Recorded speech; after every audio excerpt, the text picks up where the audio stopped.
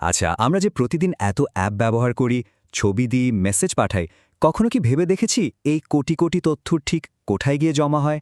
মানে কিভাবে এত সব ডেটা এত সুন্দরভাবে গুছিয়ে রাখা সম্ভব?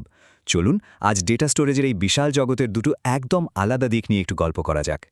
একবার ভাবুন তো, একদিকে একটা ব্যাংক যেখানে প্রতিটা পয়সার হিসেব একদম নিখুঁতভাবে রাখতে হয়, আবার অন্যদিকে আছে ইনস্টাগ্রাম, যেখানে প্রতি সেকেন্ডে হাজার হাজার ছবি, ভিডিও, স্টোরি আপলোড হচ্ছে।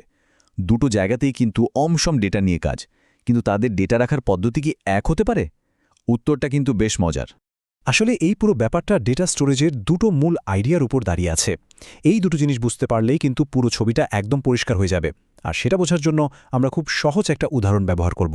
উদাহরণটা হলো একটা স্কুলের লাইব্রেরি আর আমাদের নিজেদের একটা ব্যক্তিগত নোটবুক।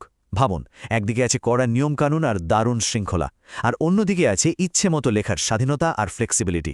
এই দুটো ধারণাই কিন্তু আমাদের আজকের আলোচনার মূল ভিত্তি। তো প্রথমেই আসা যাক লাইব্রেরির কথায়। এই জগৎটা হলো রিলেশনাল ডেটাবেসের, যাকে ছোট করে বলা হয় RDBMS। এখানে সবকিছু একদম সাজানো গোছানো, খুব মোনাজ্জাম, মানে পুরোটাই একটা নিয়ম মেনে চলা জগৎ।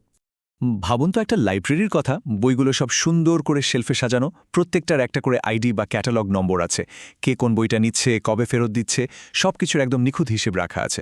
আর সবচেয়ে বড় কথা হলো প্রত্যেকটা বইয়ের কিছু নির্দিষ্ট তথ্য, যেমন ধরুন নাম, লেখকের নাম, ISBN নম্বর, এগুলো থাকতেই হবে। এখানে কোনো ফাঁকিবাজির সুযোগ নেই। এই যে করা নিয়মকানুন, এটাই হলো রিলেশনাল ডেটাবেসের আসল শক্তি। চলুন এবার লাইব্রেরি থেকে বেরিয়ে একদম উল্টো একটা জগতে যাই। এটা হলো আমাদের ব্যক্তিগত নোটবুকের জগৎ। টেকনিক্যালি একে বলা হয় নন রিলেশনাল বা নো এসকিউএল ডেটাবেস। এখানে নিয়মকানুনের কোনো কড়াকড়ি নেই, আছে শুধু লেখার স্বাধীনতা আর ইচ্ছে মতো বদলানোর সুযোগ। আমাদের নিজেদের নোটবুকের কথা ভাবা যাক। কোনো পাতায় হয়তো বাজারের একটা লিস্ট করা, আবার কোনো পাতায় হয়তো একটা ছবি আঠা দিয়ে লাগানো আছে, আবার কোনো পাতায় হয়তো নিজের মতো করে কিছু হাবিজাবি লেখা, কিংবা শুধু একটা স্টিকি নোট লাগানো। মানে কোনো নির্দিষ্ট নিয়ম নেই, যখন যেটা দরকার ঠিক সেভাবে ডেটা রাখা যায়। এই যে অসাধারণ ফ্লেক্সিবিলিটি, এটাই হলো নোএসকিউএল ডেটাবেসের আসল পরিচয়। তাহলে সোজা কথায় বলতে গেলে, যদি ডেটাগুলো একটা নিয়ম মেনে চলা স্প্রেডশিটের মতো হয়, যেখানে প্রত্যেকটা কলাম আর রোয়ের একটা নির্দিষ্ট মানে আছে, তাহলে সেটা হলো রিলেশনাল ডেটাবেস, মানে আমাদের লাইব্রেরি। আর অন্যদিকে যদি ডেটাগুলো হয় একটা বাক্সের মতো, যেখানে অনেক রকম জিনিস যেমন ছবি, লেখা, লিস্ট সব একসাথে রাখা আছে, আর যখন যা খুশি রাখা বা বের করা যায়, তাহলে সেটা হলো নন রিলেশনাল ডেটাবেস, মানে আমাদের নোটবুক। তাহলে মনে প্রশ্ন আসতেই পারে, কোনটা ভালো, লাইব্রেরি নাকি নোটবুক? উত্তরটা হলো, কোনোটাকেই এককভাবে সেরা বলা যাবে না। কোনটা ব্যবহার করতে হবে সেটা পুরোটাই নির্ভর করে কাজটা ঠিক কি তার ওপর।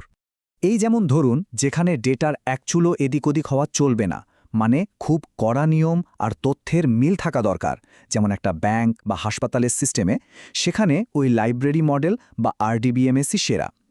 কিন্তু যেখানে দরকার খুব দ্রুত কাজ করা আর অনেক ফ্লেক্সিবিলিটি, যেমন ইনস্টাগ্রাম বা টুইটারের মতো অ্যাপে, সেখানে ওই নোটবুক মডেল বা নোএসকিউএল অনেক বেশি কাজের। এমনকি খুব দ্রুত ডেটা দরকার হলে, যেমন ক্যাশিং বা ওয়েব সেশনের ক্ষেত্রেও নোএসকিউএলের কোনো তুলনাই হয় না। আর এখানেই আসল কথাটা লুকিয়ে আছে। একজন ভালো ইঞ্জিনিয়ার সবসময় সমস্যার ধরন বুঝে ঠিকঠাক টুলটা বেছে নেন। ডেটাবেজের দুনিয়াতেও এই নিয়মটা একদম সত্যি। কোনো একটাকে সেরা বলার বদলে কাজের জন্য কোনটা সেরা সেটা খুঁজে বের করাই আসল কথা। তাই পরের বার যখনই কোনো নতুন অ্যাপ ব্যবহার করবেন, একটু ভাবা যেতেই পারে, এর ভেতরে ডেটার জগৎটা কিভাবে সাজানো। একটা খুব গোছানো লাইব্রেরি কাজ করছে, নাকি একটা স্বাধীন, ইচ্ছে মতো লেখা নোটবুক? উত্তরটা কিন্তু আপনাকেও অবাক করে দিতে পারে।